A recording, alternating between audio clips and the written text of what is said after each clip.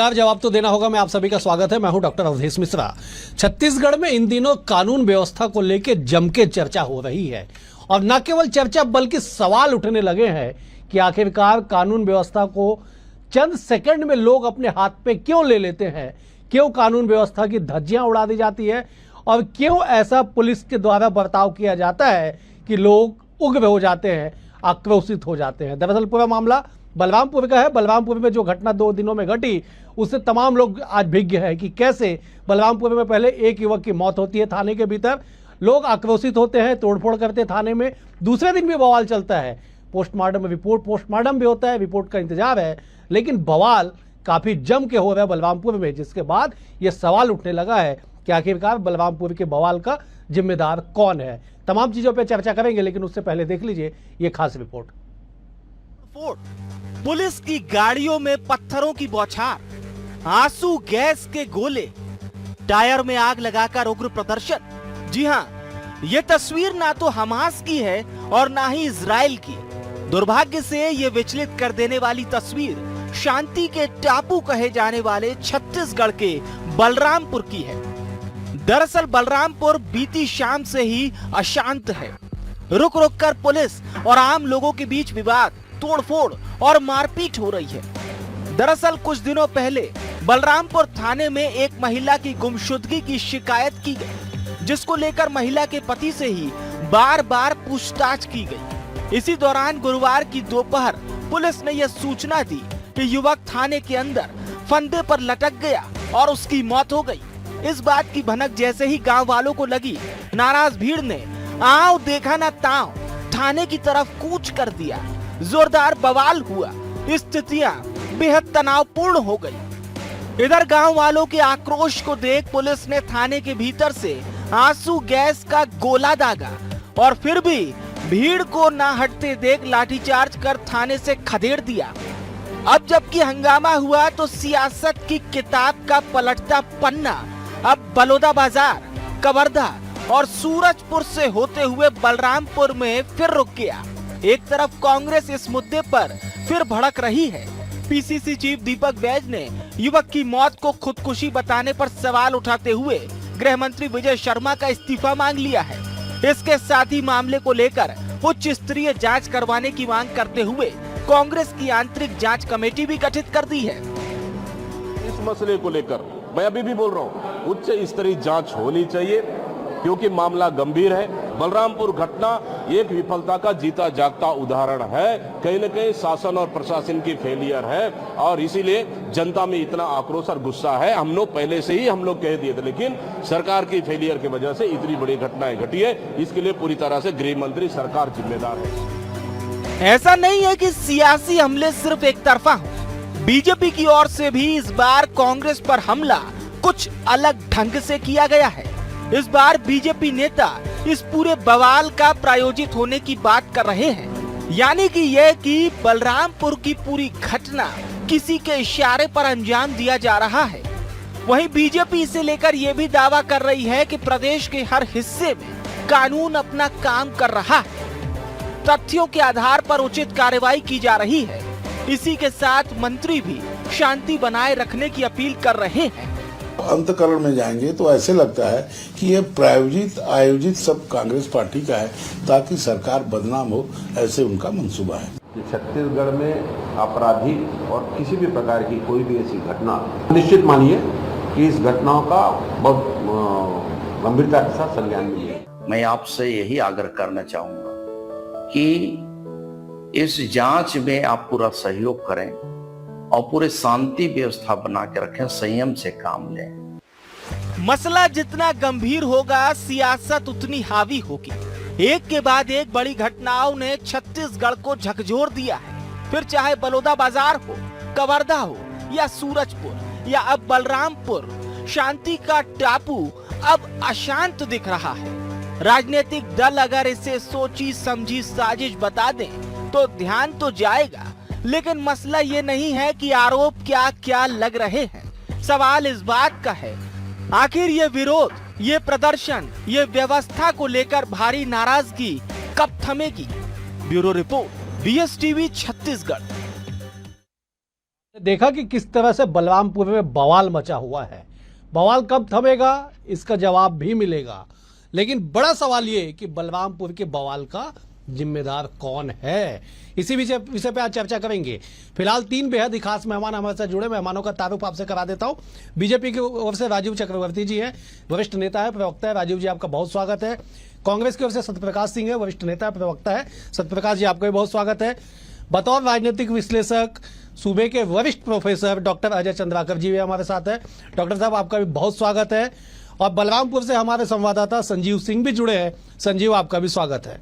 संजीव, मेरी आवाज अगर आप तक पहुंच रही हो तो ताजा स्थिति बता दीजिए कि मौजूदा समय में स्थितियां कैसी है, क्या कुछ शांत होता बलरामपुर दिखाई पड़ रहा है? संजीव देखिए, आपको बता दूं कि अभी की ताजा स्थिति ये है कि परिजन मान गए हैं, 100 को अपने पास रख लिया है और सुबह उसका अंतिम संस्कार किया जाएगा।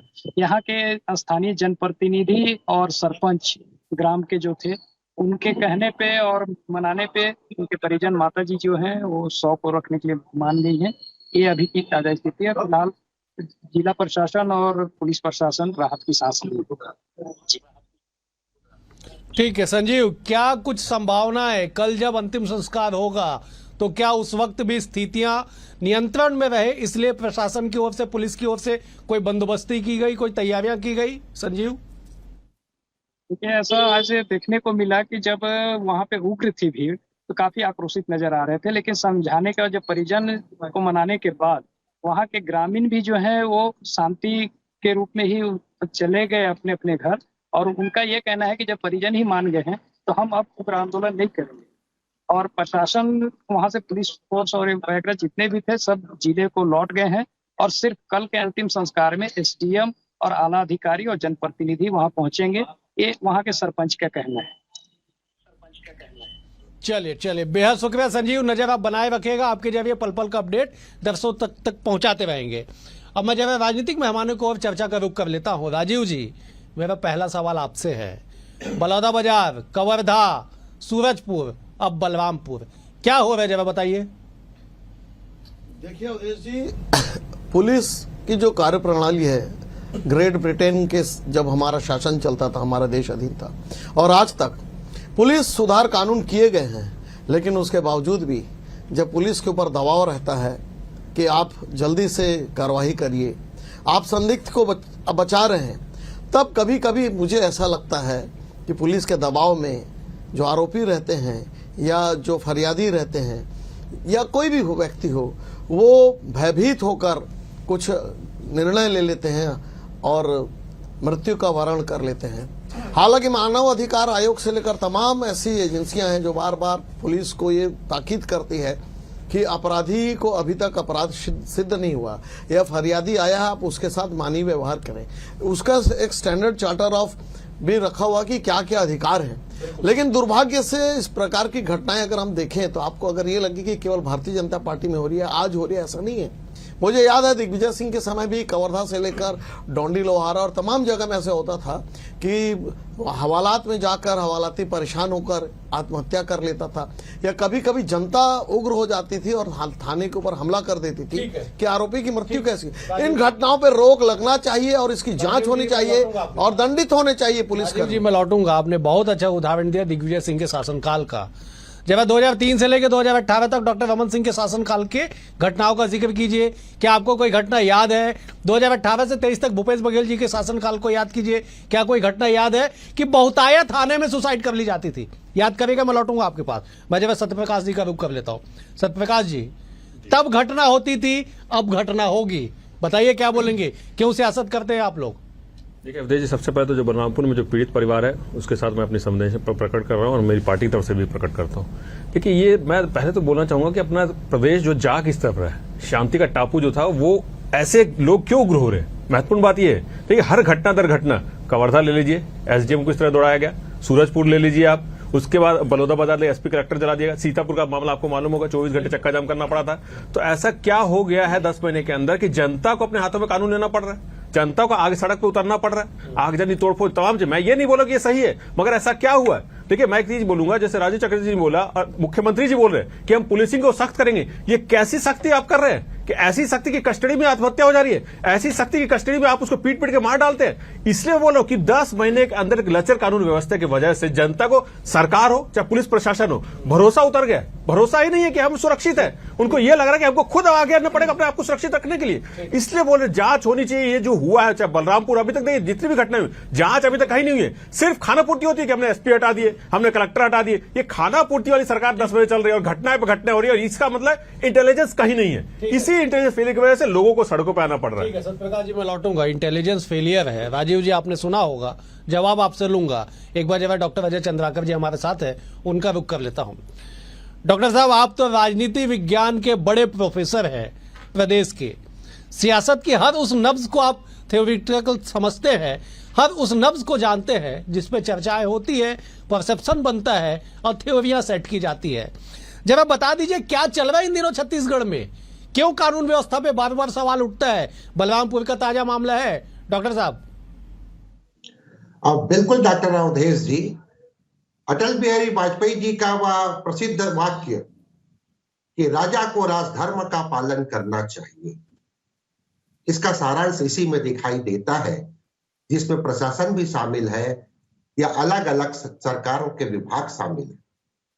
लेकिन दुर्भाग्यवश छत्तीसगढ़ में लोग भीड़ में सम्मिलित होना पसंद कर रहे हैं डॉक्टर साहब, और भीड़ में जिम्मेदारी नहीं होती, उत्तरदायित्व नहीं होती। ऐसे राजीव जी एक बहुत कह सकते हैं कि इस बात को स्वीकार किए कि ब्रिटिश जमाने की जो हमारा जो कह सकते हैं पुलिस सिस्टम है, और उसमें जो वो पीड़ित शब्द अगर प्रताड़ित करती पुलिस, तो एक प्रवक्ता के रूप में जिस ढंग से वो तहे दिल से स्वीकार किए, इसी को अब आप एक्शन लेने के पोजीशन में आइए।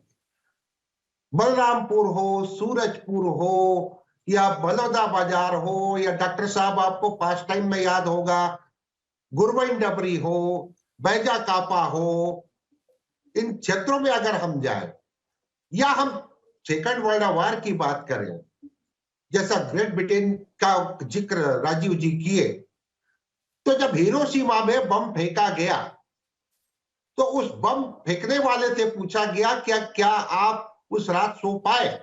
तो बोले नहीं, मैं तो आज्ञा का पालन किया। राष्ट्रपति ट्रूमैन से पूछा गया तो वो बोले कि मेरे जनरल लोग सलाह दिए थे। सलाहकारों से पूछा गया तो सलाहकार बोले राष्ट्रपति का आदेश है। वैज्ञानिकों का कहना था हम तो शोध किए। अकाउंटेबिलिटी कहीं पर भी तो फिक्स हो डॉक्टर साहब, लेकिन भीड़ गुलाम चाहती है। आपने बिल्कुल सही कहा कि अकाउंटेबिलिटी फिक्स होनी चाहिए। मैं लौटूंगा आपके पास डॉक्टर साहब। बेहद गंभीर सवाल आपने उठाया, जिम्मेदारियां तय होनी चाहिए। राजीव जी, तमाम बात आप सुन रहे हैं।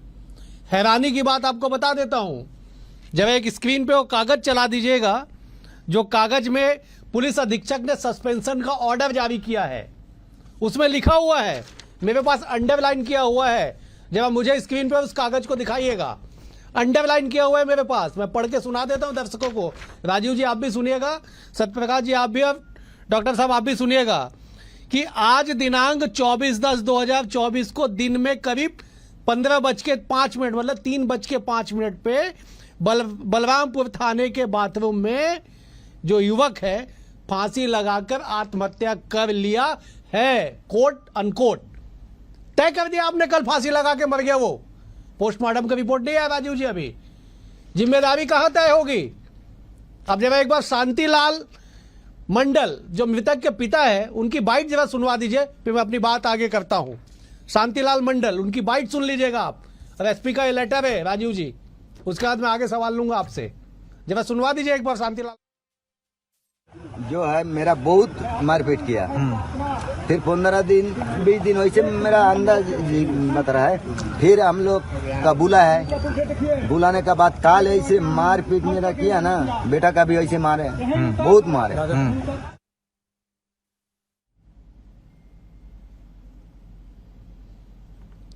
तो सुना आपने कि किस तरह से शांतिलाल क्या कह रहे हैं राजीव जी।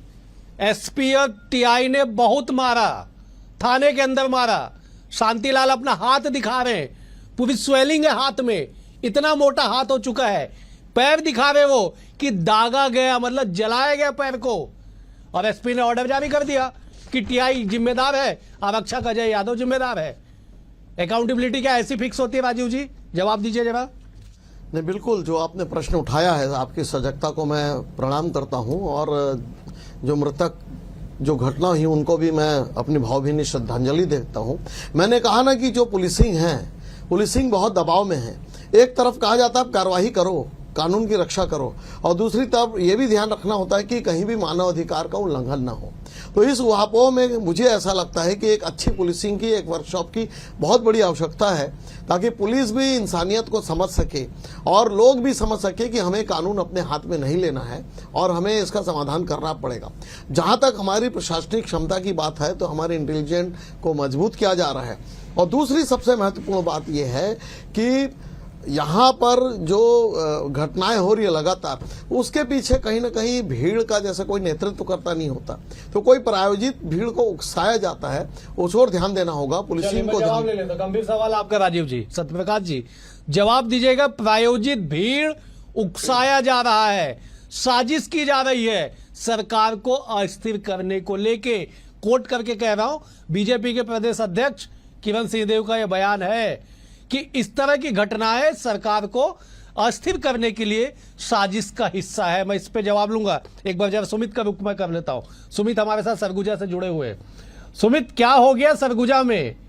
पहले बलरामपुर, पहले माफ कीजिएगा सूरजपुर, अब बलरामपुर, शांति का टापू छत्तीसगढ़। सुमित, क्या चल रही है?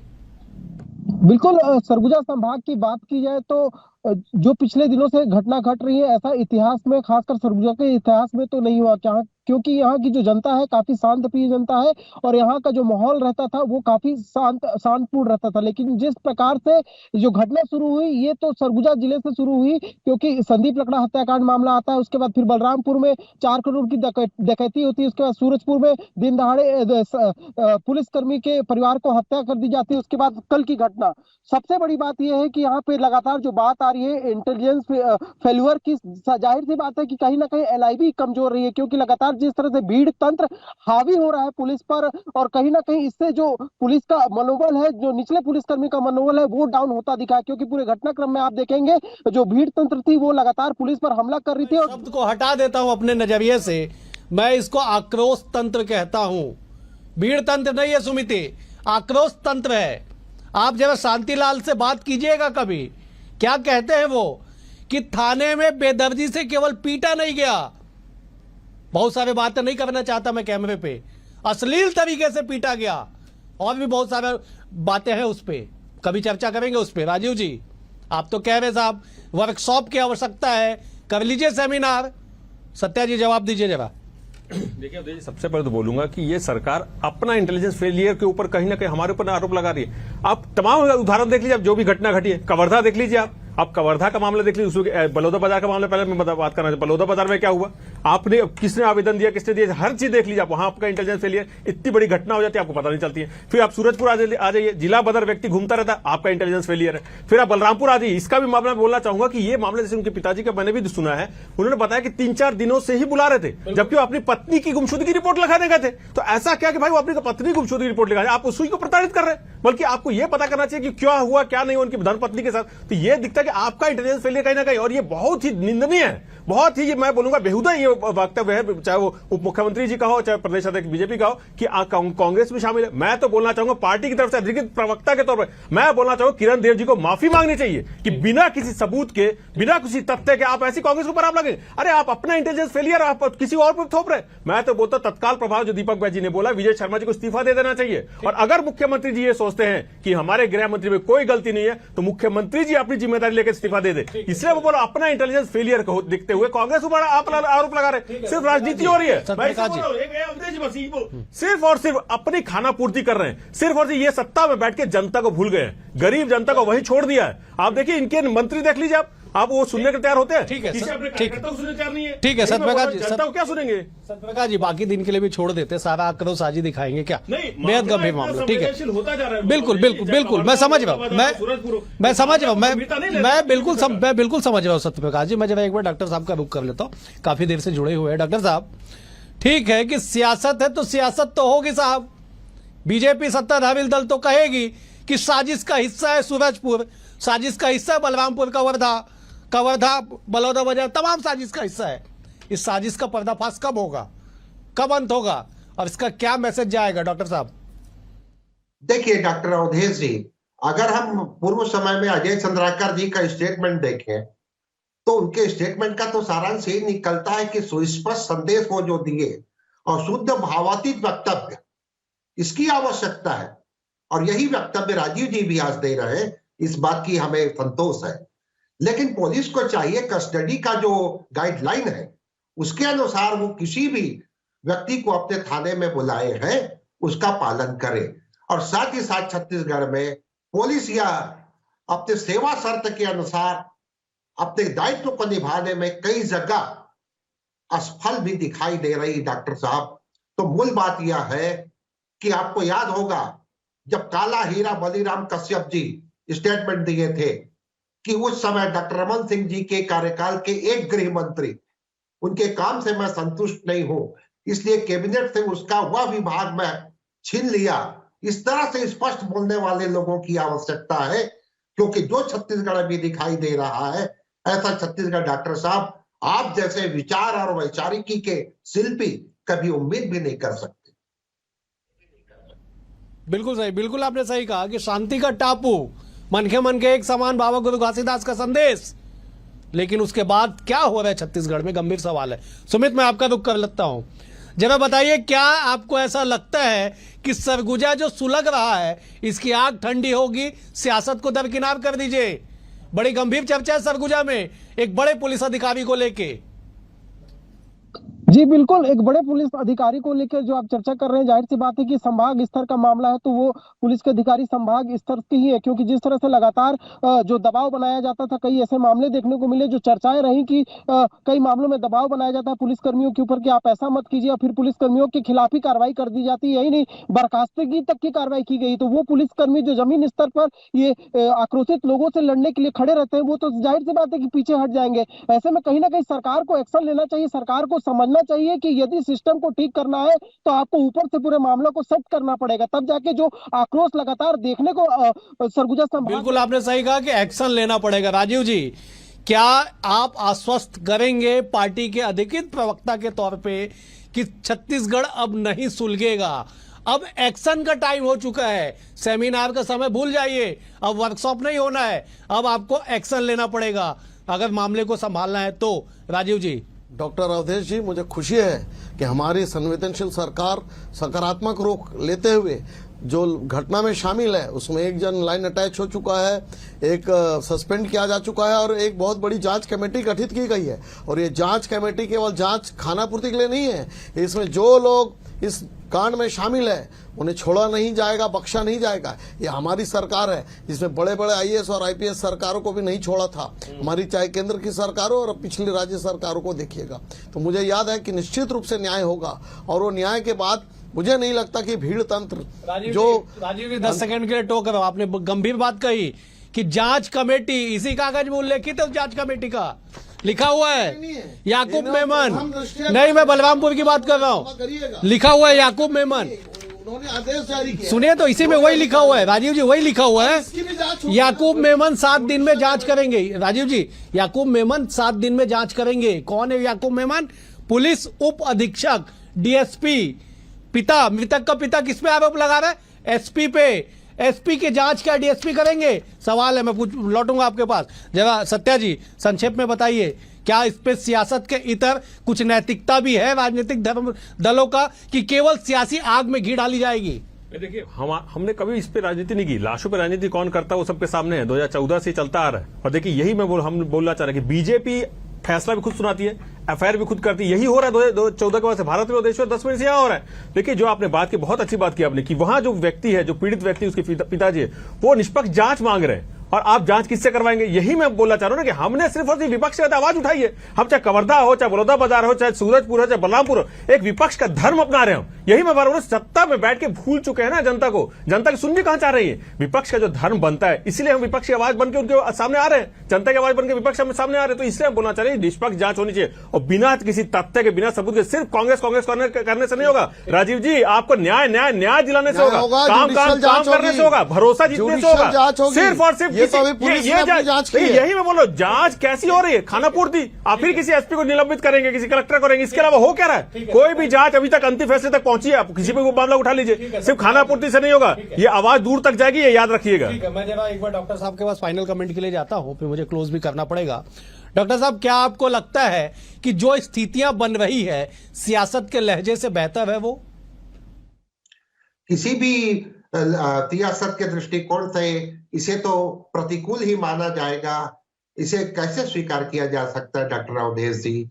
यहाँ पर दलगत राजनीति से ऊपर उठ करके, लेकिन आज जो बलरामपुर में जो नागरिक समाज जो भूमिका निभाए, सरपंच जो भूमिका निभाए, इस तरह से समाज को भी और प्रत्येक राजनीतिक दल को राजनीतिक अपनी अपनी दलीय व्यवस्था से अलग हट करके इसको जीवन की एक ऐसे व्यवस्था के रूप में लेना चाहिए जहां शांति हो, अमन चैन हो। और इस तरह की घटनाएं घटेंगी तो हम इतना बड़ा अपराध कर रहे हैं कि भविष्य में निवेश भी नहीं आएगा, और जब निवेश नहीं आएगा तो एम्प्लॉयमेंट से लेकर के इकोनॉमिक एक्टिविटी सब प्रभावित होता है। डॉक्टर साहब, बिल्कुल बिल्कुल आपने गंभीर बात कही डॉक्टर साहब कि आज का बोया कल पेड़ जब बनेगा तो उसमें कांटे होंगे, फल उगेंगे या छांव का लोग लाभ लेंगे। इसके लिए आज आपको बीजारोपण बेहतर करना पड़ेगा। सेमिनार, वर्कशॉप, आरोप प्रत्यारोप तमाम चीजों से परे हटके कानून व्यवस्था को दुरुस्त करने के लिए ठोस और कड़े कदम उठाने होंगे, तब जाके स्थितियां बेहतर हो सकती है। न केवल सियासत के तौर पे बल्कि आम नागरिकों के मन में भी जो आज आक्रोश तंत्र दिखाई पड़ रहा है, लोगों के मन में आक्रोश दिखाई पड़ रहा है पुलिस के खिलाफ, वो कम से कम धरातल पे ना हो और कानून के रखवाले कानून की ही रखवाली करे तो सबसे बड़ी जिम्मेदारी का निर्वहन वो करेंगे। फिलहाल आज के लिए इतना ही। आप सभी मेहमानों का बेहद शुक्रिया। राजीव जी आपका शुक्रिया, सत्यप्रकाश जी आपका शुक्रिया, डॉक्टर साहब आपका भी शुक्रिया, सुमित हमारे साथ जुड़े, सुमित आपका भी शुक्रिया, संजीव भी बलरामपुर से जुड़े थे, संजीव आपका भी शुक्रिया। कल एक और विषय के साथ होगी मुलाकात, तब तक के लिए नमस्कार।